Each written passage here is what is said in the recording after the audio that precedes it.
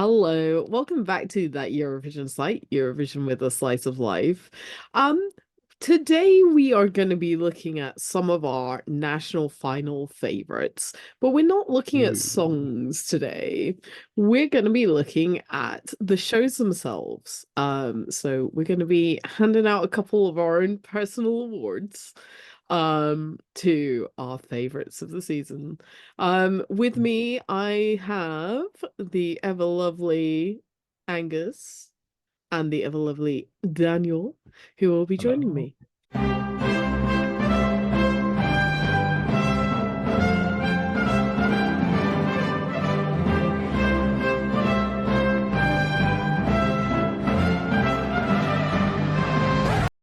So without further ado, let's get started. So the first award we are handing out tonight is for best presenters. So we all have our answers Ooh. written on little cards. So we're all gonna try and reveal our favorite best Oh, presenters. Are we good? We ready, fam? oh, Let's do this. Three, two, one. oh,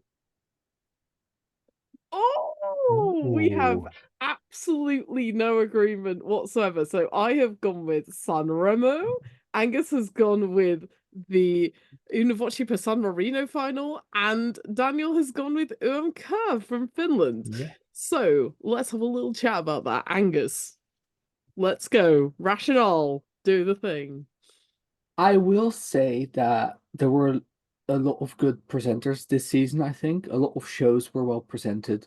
I would say that in the Una Voce finale, they had the most work to do as well. Not only did they have to carry a lot of weight with it being the first properly, like the first proper real live round of Una Voce again, of course. Things went wrong, especially at the end, and not only did they play it off fairly well and then kept the show going, but they also did get to show their personality and did so quite successfully, I think. So they did everything you could ask from a presenter. Yeah. That's not to say that it's necessarily Fabrizio Biggio and Melissa Greta Marchetto, if I'm saying those names correctly, did were the best presenters ever. But I think they got more chances to excel as well. Yeah. Yeah. What about you, Daniel? UMK, I, Finland? I think especially Benjamin is an absolute natural, and providing he's got like his language skills down, I could see him hosting the whole thing one day He, because yeah. he's so likable, he's so bubbly, he knows how to. You can tell he's a performer because he can run a show Mm. and he'll be the center of attention the whole time. And especially, I think his little back and forth with like the Swedish points presenter was just fun, silly. That I think that's what Unke are trying to get to with a sort of more family-oriented show. It's silly, fun, but still in its own right a serious music competition. Yep. And the other hosts were great too. I want to give a quick shout out to the English commentator who, Your beloved, the English commentator. yeah, because you can tell just how seriously he was taking it, which is not very, which is the best for any commentator because it's just really adds to a especially casual viewer experience that especially having someone speaking in a language I know, and they Mm. had like so many languages. They had like Swedish, Russian, Nine Finnish. Oh, languages, I want to say. too many. No, do it, do it. Uh, I applaud you. they had like they flew a crew in from Spain as well, Yeah, why not? and You're an exemplar. That's all I'm saying. Other national finals could learn from yeah. this.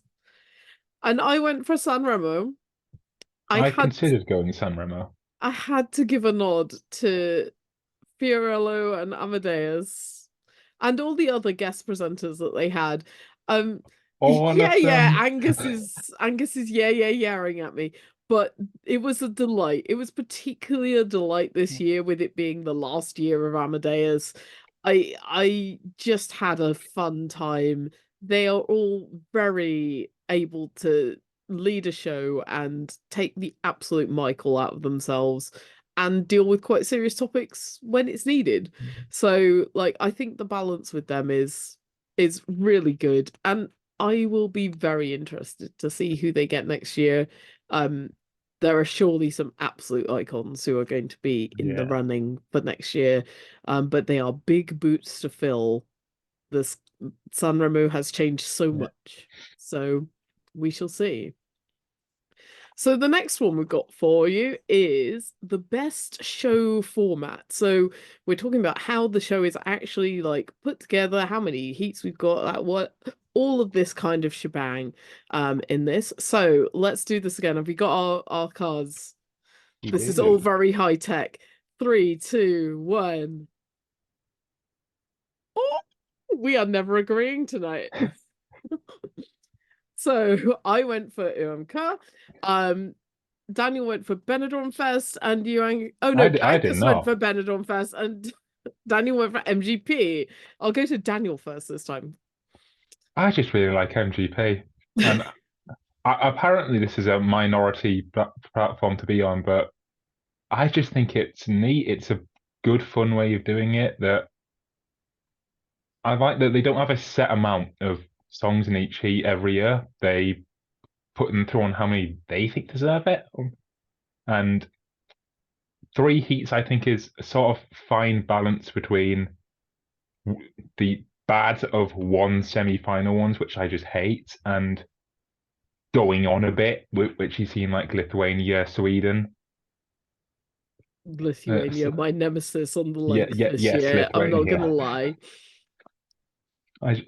I also think that the show format itself, I think they've got pretty much down. The only real gripe I have with how the show runs is their vote announcement thing being like X Factor style. I don't particularly like that, but other than that, Well, from we'll a come viewing on to voting in a bit, but from a viewing perspective, for me, it's they can't really improve much because a very slick show. yeah, Like they know what they're doing. yeah, they know what they're doing up in most of the Nordics. Mm.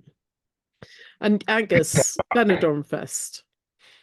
Well, first of all, just having like 2 semifinals and a final, or if you have like 4 quarterfinals or then 2 semis, then that just makes my brain happy, especially also if the numbers make sense. Malta 2023, I'm still on you for having, what was it, 3 rounds for 40 songs. Oh, I'm still mad about that. Malta this year. Oh my I God. will die mad. That being said, so just 8 songs over in what semi 1, 8 songs semi 2, 4 of each go through. So you have an 8 song final. The final itself, especially went by like the songs got to have their impact, but beyond that, the show went by fairly breezily. It like even if you didn't like the interval act, for example, it didn't Yeah. stay around long enough to get boring. Like the stuff kept happening, and you just numbers made brain feel happy. Mm. Yeah. Stuff moved on I pretty quick. do like 2 semi-final ones because it just makes sense and And also, yeah, like, it's all in like one short space of time.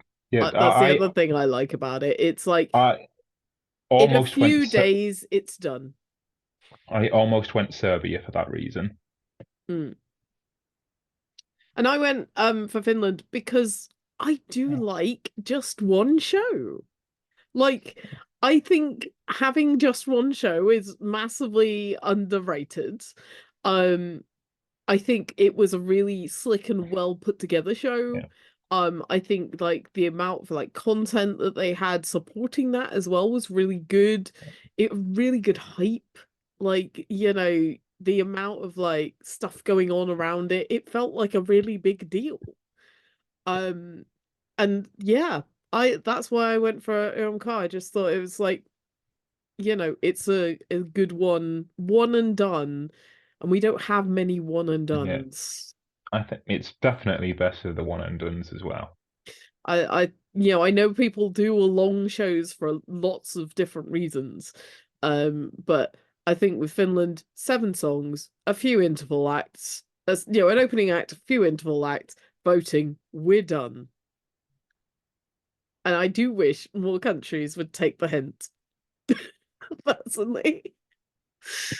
Okay, so let's move on to best voting. This will be fun. This is going to cause some sort of drama, I'm sure. So 3, 2, 1. Are we ready? Let's go. Yeah. Ah! Oh. Okay, Dora, folks, fight it off. I just think that, firstly, proportional televote and makes televote the kingmaker what it should be in the national final. It should be Croatia deciding who Croatia sends, not Italy.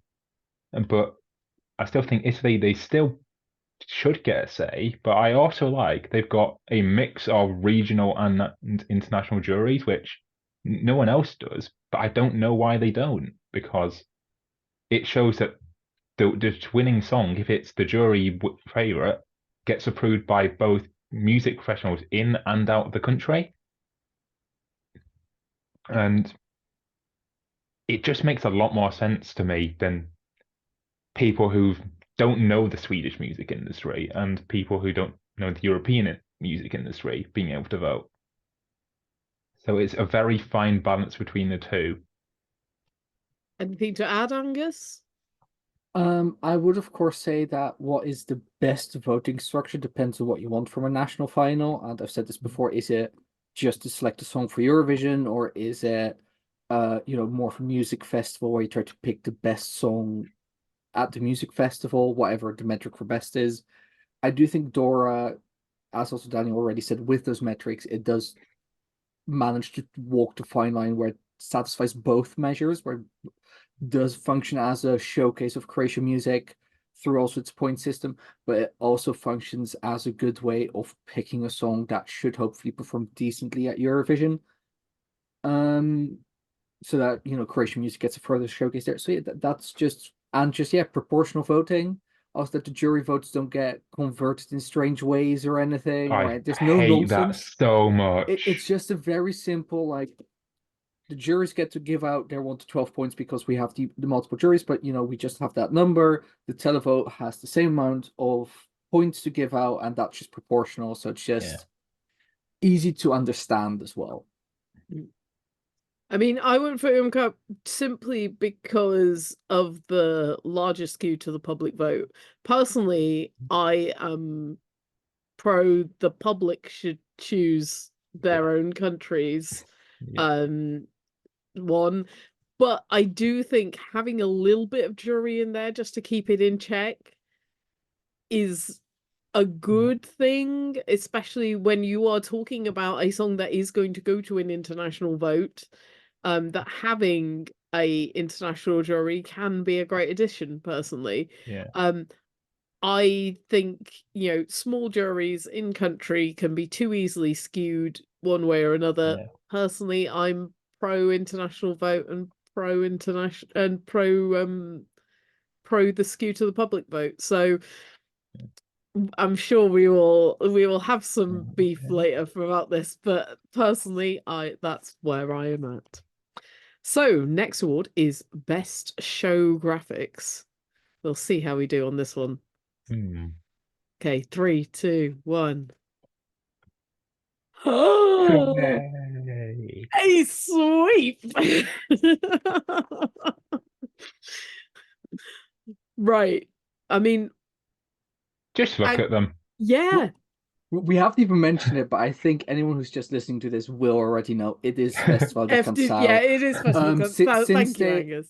Since their reboot, they've just been consistently killing it with just having cool, interesting themed designs, but also every year changing it up. Changing it, but being like hints to each other each year still, like consistent but different. Yeah. And that's all we can really ask for, is it?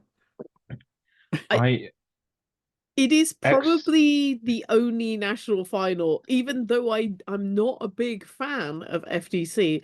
Like, I would put that poster on my wall, because it looks so pretty.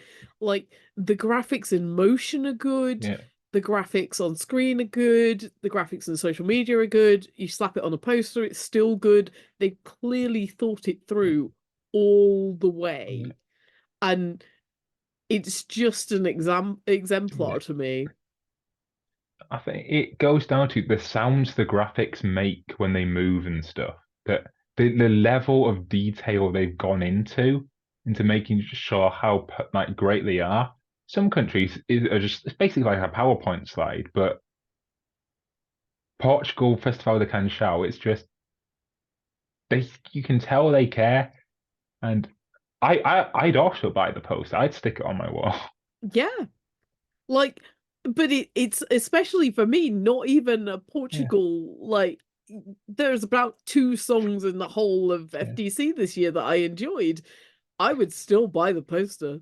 I would be like, yeah, this is pretty damn cool.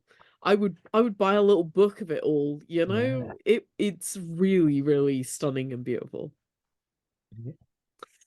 Cool. As we had a consensus. Let's see how we do on number 5.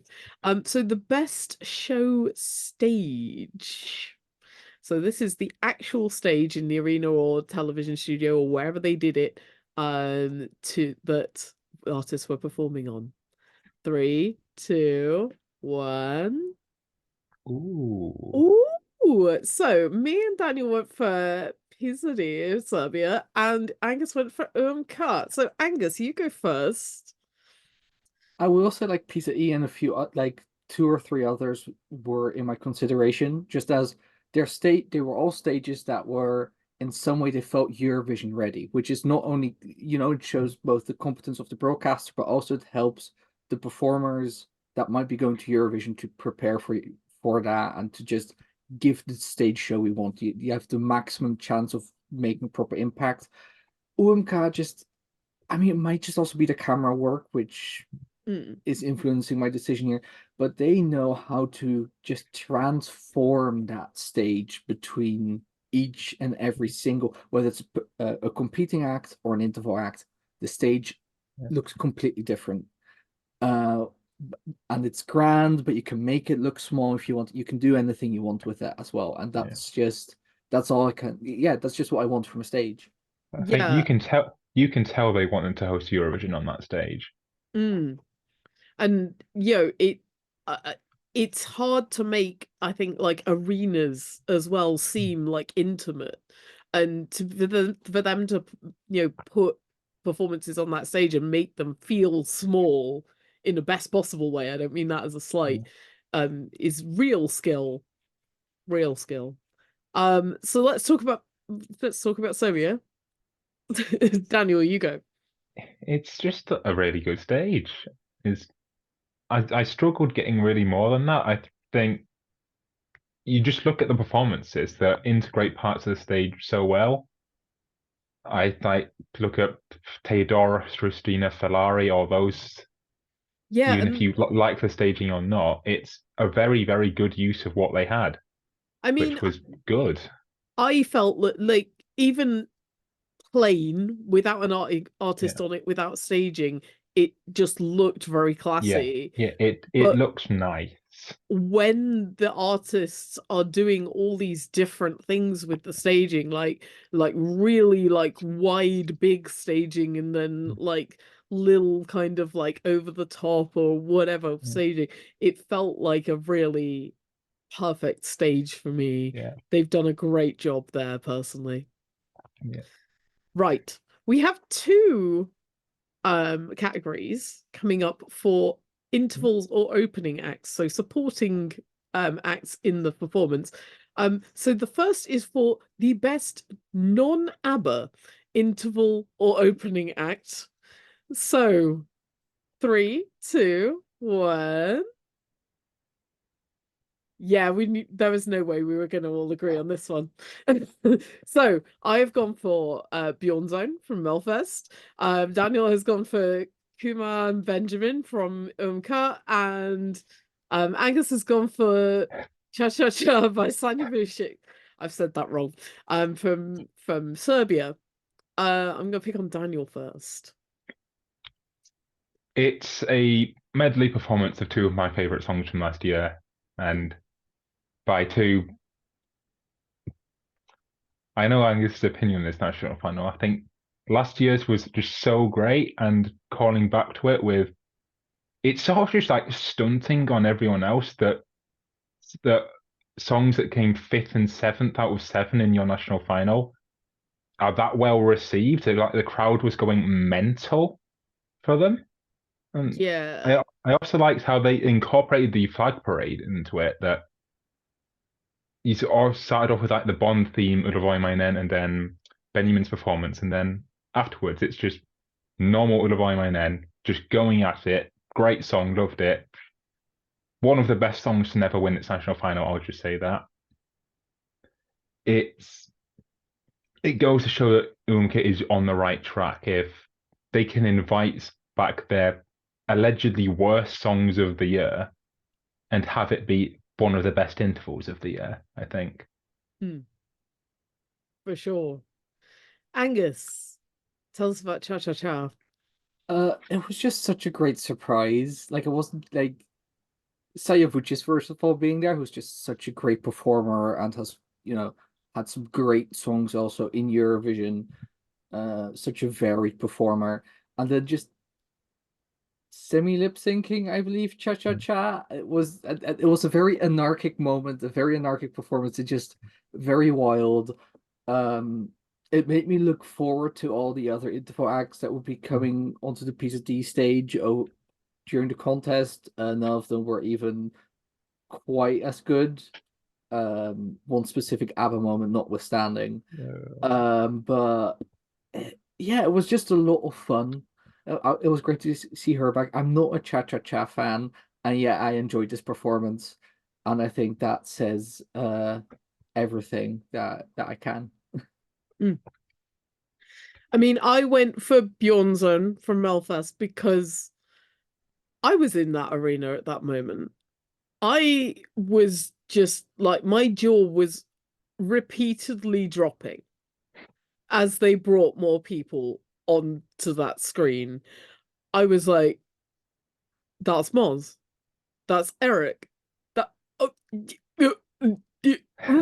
it was just like, oh my God. And I haven't been the greatest fan of Melfest's presenters and Melfest's like cut-ins and bits and stuff this year, for a variety of reasons. But this just felt like the most iconic moment, and I understand you kind of have to know Swedish music and know stuff about like the people who were on that stage, but it was just ridiculously camp. The whole thing was just a parody of itself. It was, to me, one of the stupidest and most amazing moments of this national final year.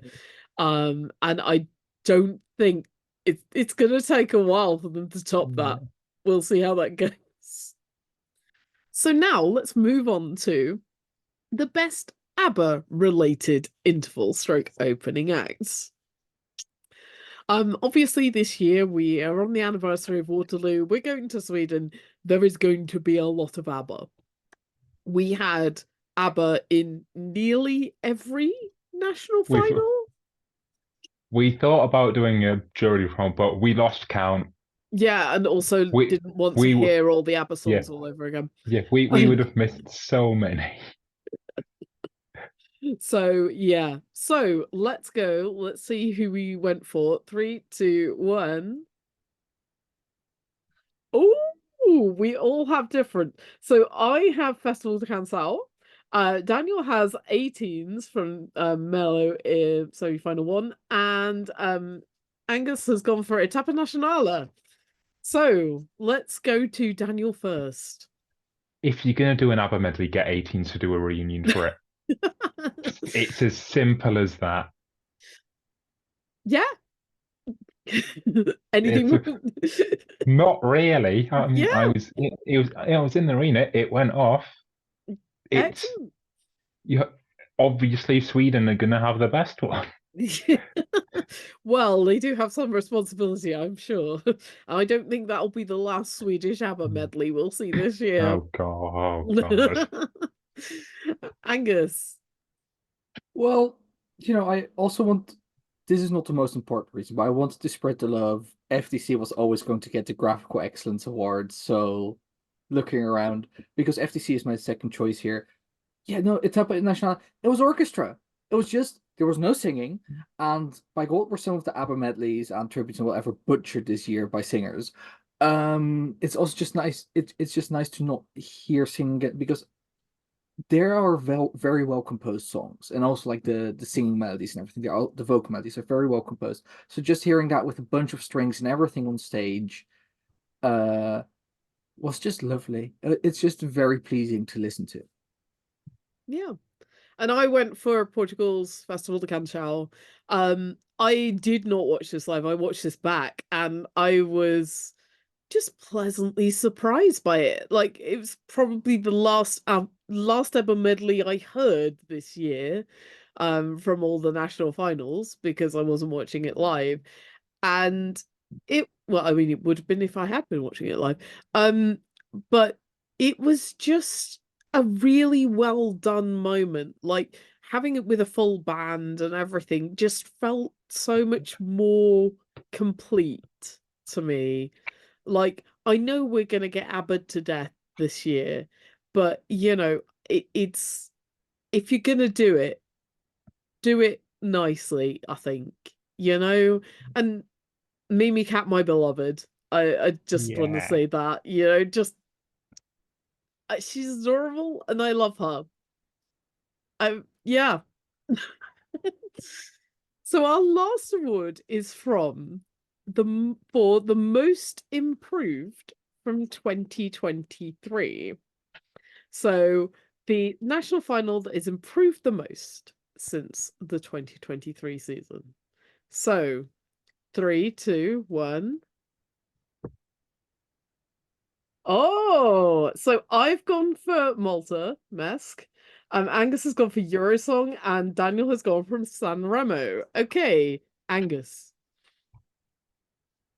I mean, it's still not a standalone national final like the RT has spoken about potentially wanting to do if they get the funds. But at least this year it felt like an actual national final.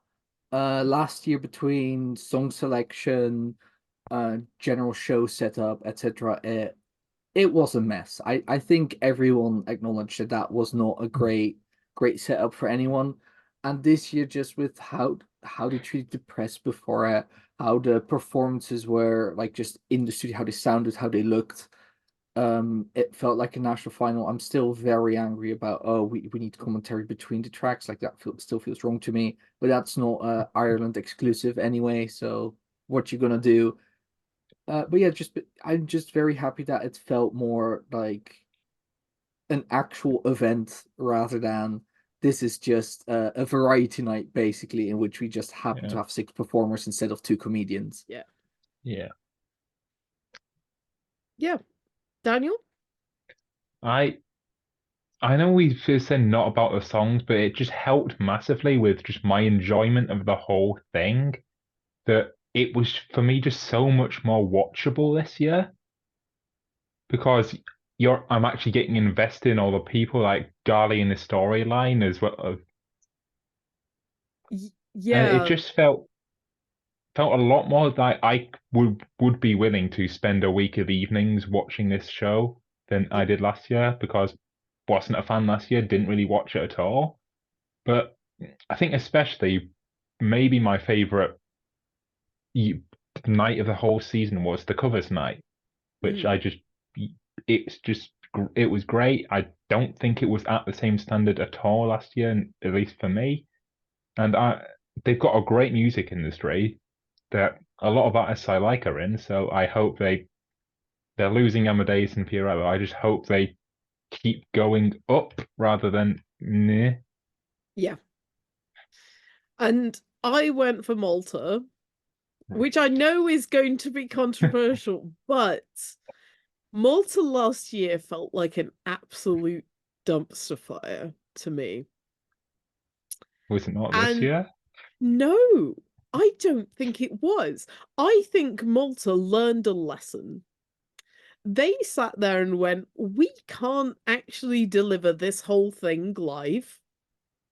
So what we're going to do is we're going to pre-record and we're going to do a load of this kind of within what we can do.